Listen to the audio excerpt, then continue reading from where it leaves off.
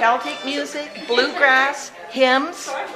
But now we're practicing on a Christmas. We're doing a program, Christmas so- program now. Oh, okay. We do, we have other instruments, like we have a little psaltery, which is kind of a biblical instrument. Well, this gal over here in the green vest has one. Oh, okay. And she's talking about the Irish whistle. We sometimes have drums. We have an instrument over here that has a banjo head in it. A band jammer. So it's a banjammer, or a dulcimer with a banjo head, so it sounds like a banjo. What all is allowed? You can bring Anything. and- Guitar. We usually have a guitarist with us that helps with the rhythm.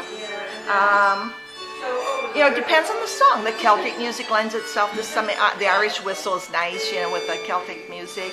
So that's the beauty of this instrument, is that it is so versatile. It's portable. Yeah. Purely the only American instrument. And then the shapes are different, the different woods, you get the different sounds. You can buy these in a kit. You can get cardboard ones for kids. It's something that kids can do. We're older. So, we're trying different techniques. There's a new revival of this right now. There seems we get sometimes 20 to 25 people here. So it's kind of interesting. It's fun. It's fun.